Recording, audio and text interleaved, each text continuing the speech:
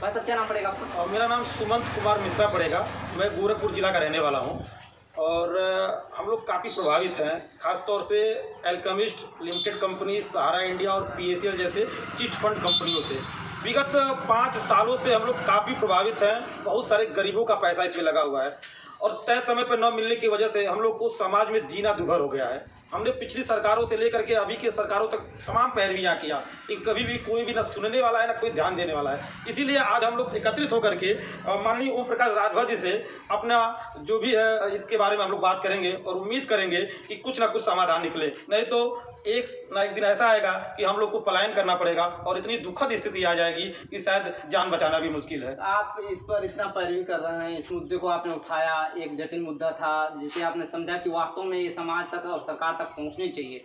क्या ऐसे परिवार भी आपको देखने को मिले कि जो वास्तव में इससे काफ़ी इस पैसे से मतलब न मिलने से, पैसे न मिलने, चिटफंड कंपनियों के द्वारा पैसे ले लेने से काफ़ी प्रभावित हैं और काफ़ी गरीबी श्रेणी में जा रहे हैं? बहुत प्रभावित है। कुछ लोग तो ऐसे हैं कि जो इसी पैसे पे वो अपनी शादी या अपने घर का कुछ खर्चा या सेविंग रखे हुए थे। अपने जीवन की जो भी गरीबों की कमाई थी वो पैसा उन्होंने लगाया हुआ था और उस पैसे को लूट करके तमाम बड़े लोग इसमें इन्वॉल्व हैं। आपको बता दें कि जो एल्केमिस्ट के मालिक हैं उनका नाम केडी सिंह है, कंवरजीत सिंह कहा जाता है।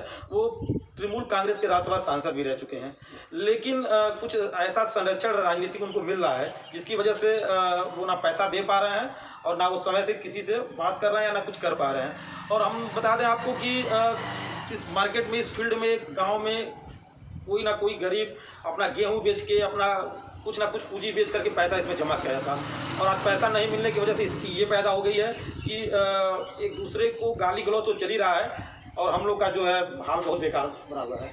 सबसे बड़ी बात देखिए, किसी भी ग्रामीण क्षेत्र में या शहर क्षेत्र में सबसे बड़ी पहली सीढ़ी जो उसकी होती है, उस क्षेत्र का विधायक हो या सांसद हो, तो क्या आपने अपनी शिकायत स्थानीय विधायक या सांसद तक पहुंचाई है? हम लोग माननीय रवि किशन जी को ज्ञापन दिए हुए हैं और उनसे भी ये बात कहा गया था और उत्तर प्रदेश के माननीय मुख्यमंत्री जी को भी हम लोग ने लेटर के माध्यम से सूचित किया था, लेकिन ना उस पर कोई कार्रवाई हुई, ना उस पर कोई निर्णय लिया गया, ना उस पर कभी बात हुई। और ये देश का एक बड़ा मुद्दा है और बड़ा नहीं, बहुत बड़ा मुद्दा है। हमें लगता है कि सरकार बिल्कुल ध्यान नहीं दे रही है, इसलिए हम लोग उम्मीद बैठाए हुए हैं कि चुनाव नज़दीक आने वाले हैं, शायद हम लोग की समस्याओं को सुना जाए और कुछ ना कुछ किया जाए हम लोग के हित में। नहीं तो हम लोग की ये दिक्कतें दिन प्रतिदिन बढ़ती जा रही हैं। सर, सरकार को इस पर कुछ करना चाहिए। सरकार को बिल्कुल करना चाहिए। अगर सरकार इस पर नहीं करेगी तो मुझे नहीं लगता है कि मतलब हम लोग सरकार का साथ दे पाएंगे या कुछ कर पाएंगे जो सरकार चल रही है। मतलब कि यहाँ पर लोग कह रहे हैं कि अगर सरकार हमारे जो ज़रूरत की चीज़ें हैं उन पर अगर सरकार ध्यान नहीं देती है तो मजबूरन हमें भी सरकार के बारे में सोचना पड़ेगा। इसके अलावा और भी हम जानना चाहेंगे कि मतलब कि ऊपर उच्च स्तर पर क्या और भी लड़ाइयाँ आपने लड़ी हैं कि मतलब इस कंपनी लड़ाइयाँ रह गई सवाल की। हम लोग अभी तक जो है प्रधानमंत्री को भी ऑनलाइन पत्र लिख चुके हैं और जवाब वहाँ से आया था कि ये मैटर ईडी या सेबी के पास चल रहा है। बहरहाल ईडी और सेबी से मैटर लगभग 6-7 सालों से चल रहा है। अब आप बताइए, जिन लोगों का पैसा फंसा हुआ है, जिनका पैसा 10 साल 20 साल ओवर हो चुका है, क्या हाल हो रहा होगा, क्या बीत रहा होगा उनके ऊपर।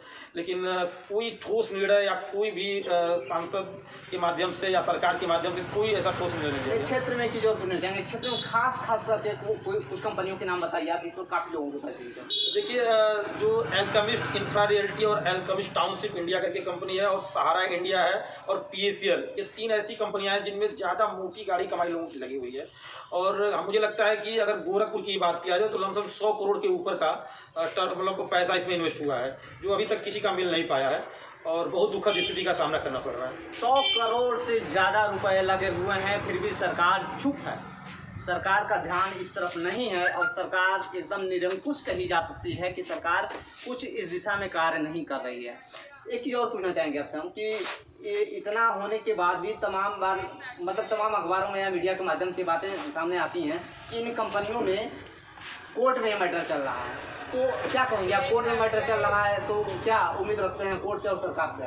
देखिए, कोर्ट में मैटर ये चल रहा है लेकिन कोर्ट में कोई अस्थायी निर्णय नहीं आ पा रहा है। बताया ना आपको कि 6-7 साल 8 साल हो गए और कुछ हो नहीं पा रहा है। लेकिन हम सरकार से उम्मीद करेंगे कि इस पर कोई एक ठोस निर्णय लेकर के जल्द से जल्द हम लोगों के सारे लोगों का पैसा वापस कराने में हमारी मदद करे और कोई कानून अगर बन सकता है तो कानून बना करके उन लोगों का, जो लोगों का पैसा फंसा हुआ है, उनका समय पर दिलाने का कृपा करें और जो भी पैसा जो डायरेक्टर है कंपनी के, उन लोगों के ऊपर उचित कार्रवाई करके और समय से पैसा हम लोग को देने की मदद करें। काफ़ी लोग परेशान हैं काफ़ी लोग परेशान हैं और ये चाहते हैं कि हमारी गाढ़ी कमाई का जो पैसा है हमें मिल जाए, क्योंकि हर एक गरीब की एक तमन्ना होती है कि हम कठिन समय में जिन पैसों को हमने पूंजी करके जमा किया है उन पैसों को एक समय पर हम निकाल करके एक अच्छा काम कर सकें, लेकिन ऐसा नहीं हो पा रहा। मैं अपने दर्शकों तथा इस वीडियो को देखने वाले लोगों से यह जानना चाहूँगा और कहना चाहूँगा कि क्या वास्तव में भारत सरकार के द्वारा यह सोचने का विषय है या नहीं है। इसके अलावा क्या उन गरीबों को उनके पैसे मिलने चाहिए या नहीं चाहिए, इस पर आपको सोचना है। अपनी टिप्पणी जरूर दें। मैं कृपाशंकर चौधरी, तहकीकात न्यूज़।